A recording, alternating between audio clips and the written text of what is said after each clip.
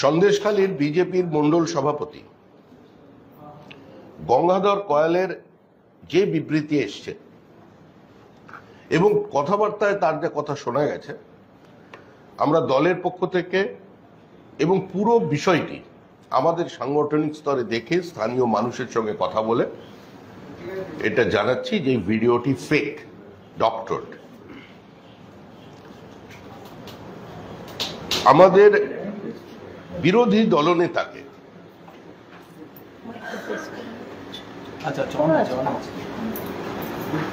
কালিমা লিপ্ত করতে, বিরোধী দলনেতার ভূমিকাকে প্রশ্নচিহ্নের সামনে দাঁড় করাতে, সর্বোপরি বিজেপির কেন্দ্রীয় নেতৃত্ব এমনকি প্রধানমন্ত্রীর সমালোচনা করবার জন্য পরিকল্পিতভাবে এটাকে প্ল্যান করা হয়েছে। তৃণমূল কংগ্রেসের পক্ষ থেকে দাবি করা হচ্ছে বিজেপির কেন্দ্রীয় নেতৃত্বকে ক্ষমা চাইতে হবে। এই কাজ করে তৃণমূল কংগ্রেস কার্যত বিজেপিকে আক্রমণের থেকে বেশি সন্দেশখালীর মহিলাদের, যাদের মধ্যে তৃণমূল কংগ্রেসেরও মহিলারা আছেন, আজকে তাদেরই অপমানিত করলেন, তাদেরই মিথ্যাবাদী বলে মানুষের সামনে তুলে ধরছেন। এটা কোনো ব্যক্তিগত স্তরে কোনো কুৎসার প্রশ্ন নয়। প্রশ্ন হলো, যে গঙ্গাধর কয়ালের বিবৃতি নিয়ে বা তার কথোপকথন নিয়ে, তার অস্পষ্ট একটা নীলাভ আলোর মধ্যে দিয়ে দুপুর 1:30টার সময় যে টাইম দেখা যাচ্ছে, ভিডিওটার মধ্যে যে দেখা যাচ্ছে, এটা থেকে কি প্রতিষ্ঠা হয়? এই আন্দোলনের মধ্যে সে কোথায় ছিল? এটা একটা স্বতঃস্ফূর্ত জনরোষ, জনবিস্ফোরণ হয়েছিল। সন্দেশখালীর আন্দোলন কোনো রাজনৈতিক দলের আন্দোলন ছিল না।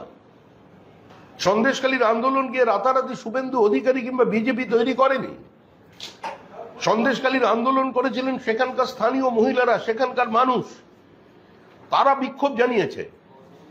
সন্দেশখালীর কয়েকটা ঘটনাকে বিচ্ছিন্নভাবে এনে গোটা সন্দেশখালীতে যে তাণ্ডব তৃণমূল কংগ্রেস চালিয়েছে, শাহজাহানের দলবল এবং সামগ্রিকভাবে তৃণমূল কংগ্রেসের স্থানীয় নেতারা যে অত্যাচার চালিয়েছে বছরের পর বছর, শুধুমাত্র একজন মহিলার একটা বিচ্ছিন্ন ঘটনাকে কেন্দ্র করে গোটা ঘটনার থেকে মানুষের দৃষ্টিকে দূরে সরিয়ে দেওয়া যাবে না।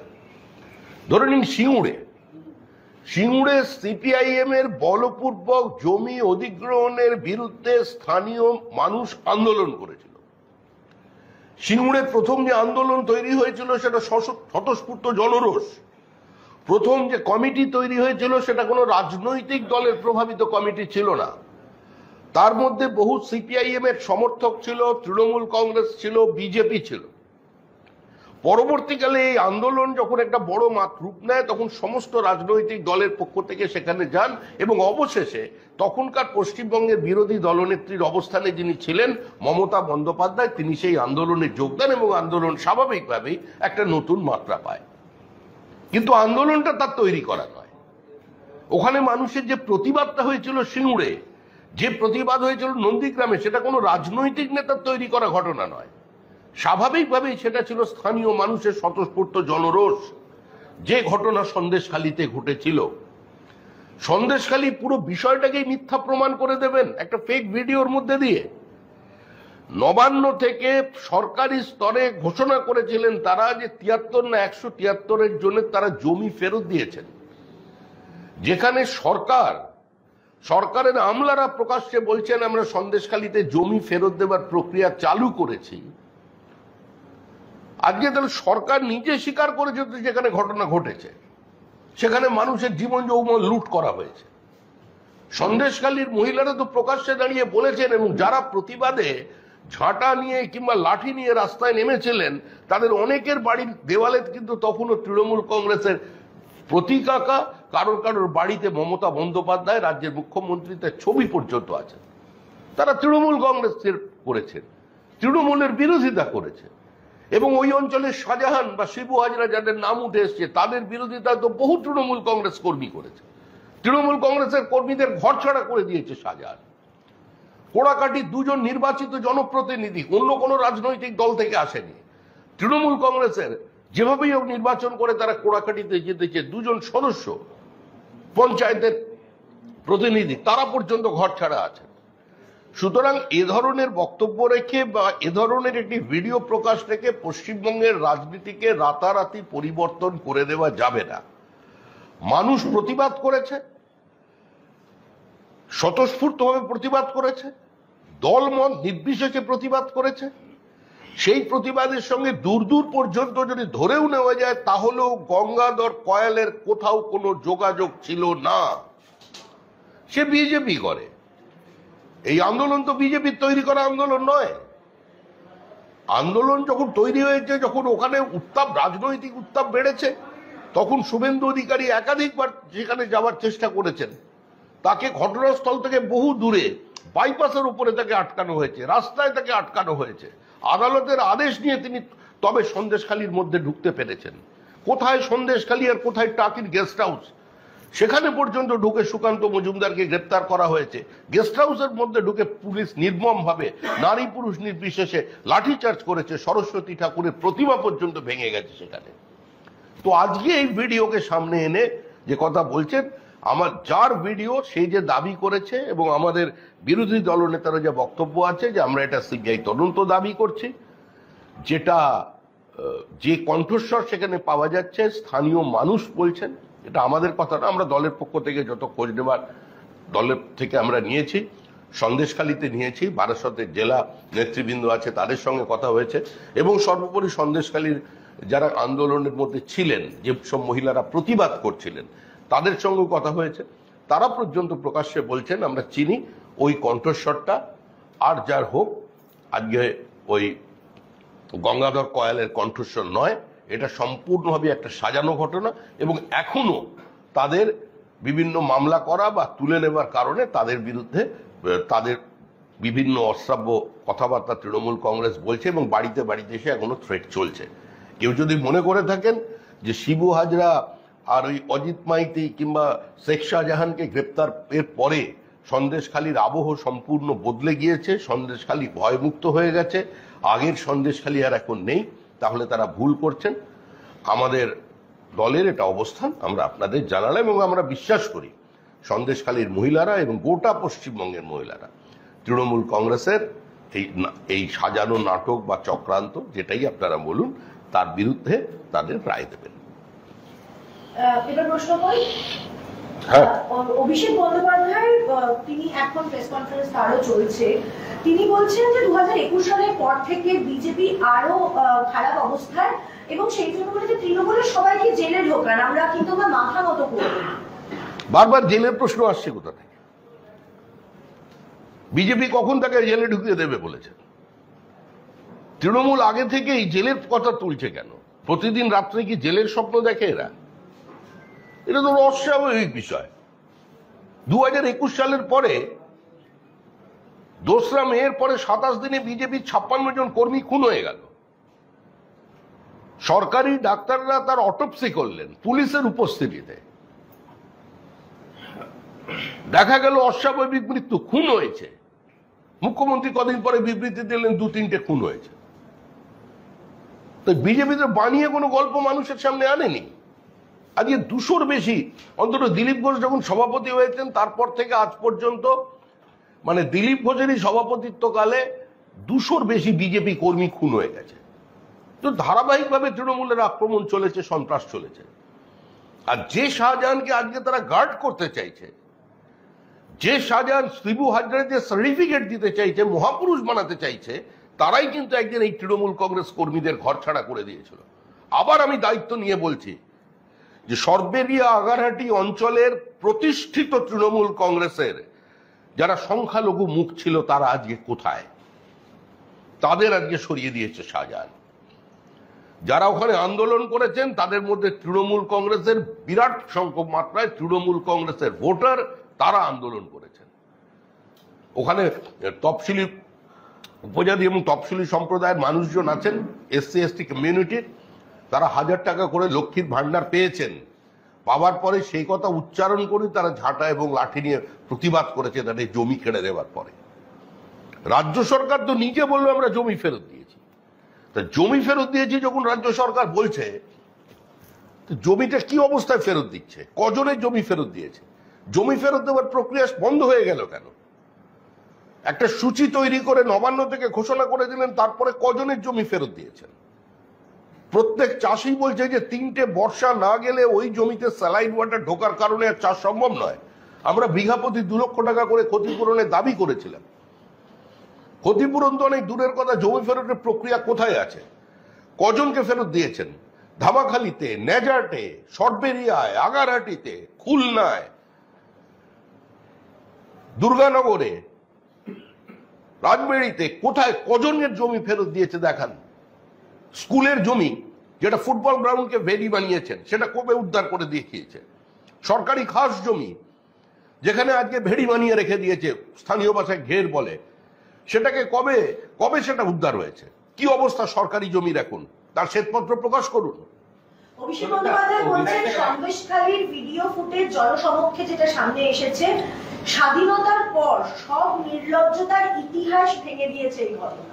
এবং তার সঙ্গে অ্যাড করি, সেটা বলছেন যে বিজেপির সেন্ট্রাল লিডারদের বলবো 48 ঘন্টার মধ্যে ক্ষমা চান, না হলে এই কনস্পিরেসিতে আপনাদেরও যোগ আছে, এবং বাংলাকে যেভাবে কলুষিত করা হচ্ছে তার জন্য জুডিশিয়ারি দায়ী। এবং যে কোনো ধরনের প্রক্রিয়া, যে কোনো ধরনের আক্রমণ তৃণমূল কংগ্রেস করতে পারে, তারা প্রয়োজনে আদালতে যেতে পারে। সবার উপরে মানুষের আদালত আছে, এই নির্বাচনে মানুষই তার জবাব দিয়ে দেবে। যে কোনো ধরনের আক্রমণকে ফেস করবার জন্য বিজেপি প্রস্তুত। বিজেপির কেন্দ্রীয় নেতৃত্বকে আক্রমণ করতে পারেন। তৃণমূল কংগ্রেসকে মানুষ চিনেছে, তৃণমূল কংগ্রেসকে মানুষ জেনেছে। বারবার বহিরাগত আর বাইরেদের আক্রমণ করানোর সময় মনে রাখবেন, এ রাজ্যে 65 লক্ষের বেশি পরিযায়ী শ্রমিক ভিন রাজ্যে কাজ করছেন। এই রাজ্যের কারণে বেঙ্গালুরুর শহরের 3য় কথ্য ভাষা আজকে বাংলা। একটার পর একটা শিল্পপতি এ রাজ্য থেকে নিজেদের পুঁজি ভিন রাজ্যে সরিয়ে নিয়ে গেছেন।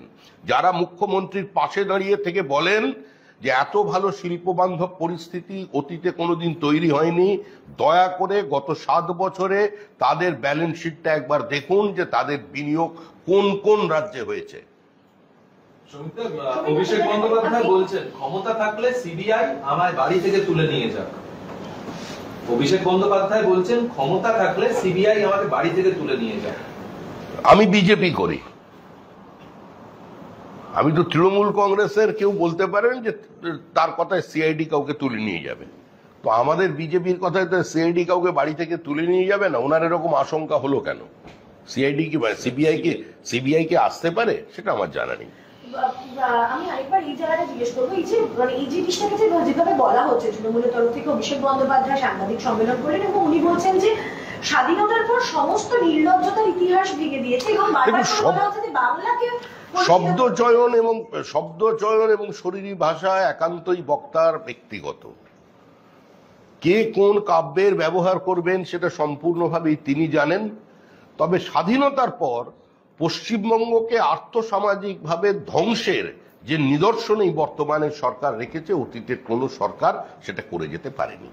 তিনি দাবি জানাচ্ছেন সকালবেলায় এই ভিডিও প্রকাশ্যে আসার পর গঙ্গাধর কয়াল তিনি স্বীকার করে নিয়েছেন ভিডিওয়ে দেখার ছবি হচ্ছে তিনি এবং গলার স্বরটা তার নিজের। অভিষেক বন্দ্যোপাধ্যায় দাবি করছেন এই ভিডিও প্রকাশ্যে আসার পর। গঙ্গাধর কয়াল কি বলছেন? এখানে শ্রমিক ভট্টাচার্য কোনো বিষয় নয়।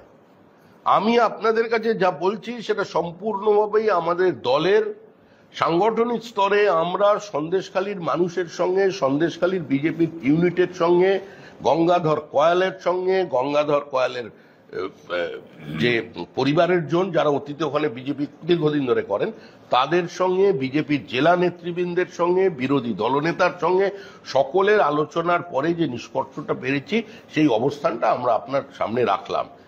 এরপরে গঙ্গাধর কয়ালের বক্তব্যটা কি সেটাও আপনাদের প্রত্যেক চ্যানেলে চলছে, সমস্ত সংবাদ মাধ্যম ক্যারি করছে। সে বলেছে অত্যাধুনিক প্রযুক্তির দ্বারা আমার শব্দকে ওখানে বসানো হয়েছে, এটা আমার কথা নয়।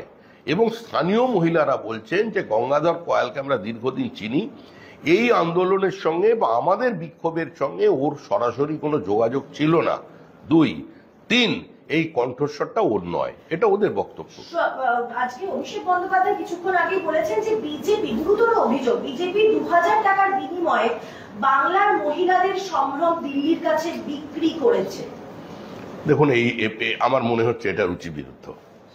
এই কথার চর্চা করলে আমার মনে হয় বাংলার মহিলাদেরই অপমান করা হবে। এর থেকে আমি পুলিশকে সময় সুযোগ না দিয়ে বিজেপির নেতাদের কথায় কেন্দ্রীয় এজেন্সিকে ব্যবহার করা হচ্ছে, অভিষেকের অভিযোগ। এতদিন পর্যন্ত পুলিশ তো ওখানে কোনো ব্যবস্থা নেই।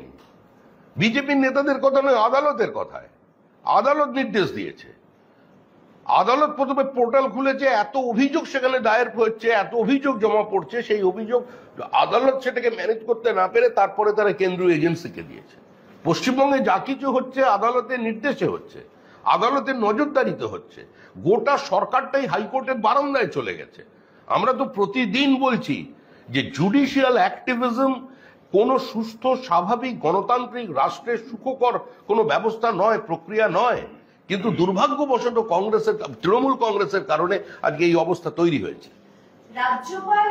রাজ্যপাল শ্লীলতাহানি করে পালিয়েছেন, লোকানো কিছু না থাকলে তদন্তে সহযোগিতা না করে পালিয়ে গেলেন কেন? অভিষেক বন্দ্যোপাধ্যায় প্রশ্ন তুলেছেন। এ বিষয়ে আমি এখনই কোনো মন্তব্য করব না। অভিষেক বন্দ্যোপাধ্যায় বলছেন যে অমিত শাহ তার রিজাইন করা উচিত এবং বর্ডারের সুরক্ষা তিনি রাখতে পারছেন না। গরু পাচারে যদি বর্ডারের লোক যুক্ত না থাকে তাহলে কিভাবে সম্ভব? গরু পাচারে যদি বর্ডারের লোক যুক্ত না থাকে তাহলে কিভাবে সম্ভব? অমিত শাহ তিনি বর্ডারের সুরক্ষা রাখতে ব্যর্থ, অমিত শাহ রিজাইন করা উচিত। সমিতি এর সঙ্গে যুক্ত করবো এই প্রসঙ্গেই অভিষেক অনুব্রত মণ্ডলের 1 বছর জেলে থাকার কথাটাও তিনি তুলেছেন, যে অনুব্রত মণ্ডল 1 বছর জেলে রয়েছেন গরু পাচার, কিন্তু বর্ডারের দায়িত্বকার বর্ডারের দায়িত্বকারই প্রশ্ন তুলছেন অভিষেক বন্দ্যোপাধ্যায়। তিনি কি বোঝাতে চাইছেন যে অনুব্রত মণ্ডল গরু পাচারকারী কি পাচারকারী নয়, সেটা আগে ক্লিয়ার করুন। কারণ কখনো ওরা কাউকে দোষী বলে দেয় দলের পক্ষ থেকে, পরে আবার দিদি গিয়ে সেখানে বলে দেন ও একদম ভালো ছেলে, মিথ্যা কারণে আটকে রেখেছে। কোনটা ঠিক কোনটা বেঠিক আগে আমরা দুপক্ষের বক্তব্য শুনে নেবো, তারপরে এই নিয়ে মন্তব্য করবো। মমতা বন্দ্যোপাধ্যায়ও কিন্তু আজকে একই কথা বলেছেন অভিষেক বন্দ্যোপাধ্যায়ের আগে। তিনি বলেছেন যে সন্দেশখালী বিজেপির পরিকল্পিত নাটক। আমি তো আগেই বলেছিলাম না এখানে তো বলবেন, এটা ঠিক আছে। আমি সম্পূর্ণ ভিন্ন বিষয় বলেছি। আমি বলেছি পার্থ চট্টোপাধ্যায় অনুব্রত মণ্ডলের ক্ষেত্রে মমতা বন্দ্যোপাধ্যায়ের অবস্থান এবং দলের অন্য নেতাদের অবস্থানের মধ্যে পার্থক্য আছে, প্রতিদিন আমরা সেটা দেখছি। সুতরাং আগে দুপক্ষের কথা শুনে ওই প্রশ্নের উত্তর দেব। আর পরিকল্পিত নাটক কোনটা কার, এটা ঠিক সময় প্রকাশ পাবে, আর মানুষের উত্তর দেবে, সন্দেশখালীর মহিলাদের উত্তর দেবে। আমরা জানিয়েছি তো, আমরা তো বলছি এটার হাই লেভেল এনকোয়ারি হওয়া প্রয়োজন আছে। এটা সম্পূর্ণভাবে প্ল্যান করা হয়েছে। এটা তো আমাদের অবস্থান। যার ভিডিও প্রকাশিত হয়েছে, আমাদের সেই মণ্ডল সভাপতি গঙ্গাধর কয়াল যে বক্তব্য রেখেছে, আমরা তো সেটাই আপনাদের সামনে বলছি। আমরা নতুন কোনো কথা বলতে এখানে আসিনি।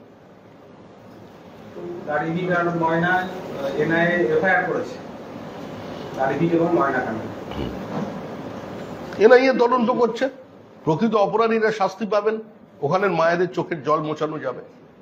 এখনো মানুষ আশা রাখছেন কেন্দ্রীয় তদন্তকারী সংস্থার উপরে। এ রাজ্যে তৃণমূল কংগ্রেসের পরিবারের ভরসা পুলিশের উপরে নেই। শাহজাহানদের মতো মাফিয়াদেরকে বাঁচাতেই কি এই ধরনের ভিডিও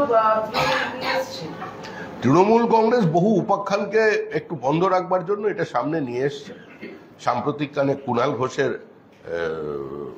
ভালো লাগা, ভালোবাসা, ভালো থাকা এ বিষয় আছে, অন্যান্য তৃণমূল কংগ্রেসের ব্যর্থতা আছে, এবং বিগত দিনের যে কটি দুটি ফেজের নির্বাচন হয়েছে তার ফলাফলও তৃণমূল কংগ্রেস জানে। তৃণমূল কংগ্রেস জানে যে এই নির্বাচনের ফলাফল কোন জায়গায় পৌঁছচ্ছে, সেটা বোঝা যাবে সামনে।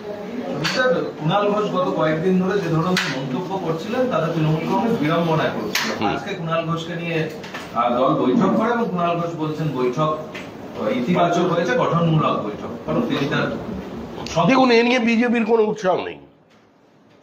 কুণাল ঘোষ কার সঙ্গে বৈঠক করলেন, কে কুণাল ঘোষের কি কথা বললেন বন্ধ ঘরের ভেতরে, এটা নিয়ে বিজেপির কোনো উৎসাহ নেই। কারণ তৃণমূল কংগ্রেসের এই ধরনের বৈঠক নিয়ে মানুষের কোনো উৎসাহ নেই, সেই জন্য আমাদের কোনো উৎসাহ নেই। আমাদের কাছে গোটা তৃণমূলটাই একটা বলের মতো। এখানে কুণাল ঘোষ কে ব্রাত্য বসু তাদের আলাদা করে, বা মমতা ব্যানার্জিকে আলাদা করে বিচ্ছিন্ন করা যায় না। দিনের শেষে তারা রাজ্য পরিচালনা করতে এসে মানুষকে কি ডেলিভার করেছেন সেটা নিয়েই হচ্ছে রাজনীতি, সেটা নিয়ে লড়াই। আর সেটার উপরে ভিত্তি করেই আমরা নির্বাচনে প্রতিদ্বন্দ্বিতা করছি। আজও মমতা বন্দ্যোপাধ্যায় সিএ হবে না এই কথা বলছেন, মানে রোজই এই বিষয়টাকে সিএ কেন্দ্র সরকারের আইন, এখানে কোনো রাজ্যের করার কিছু নেই।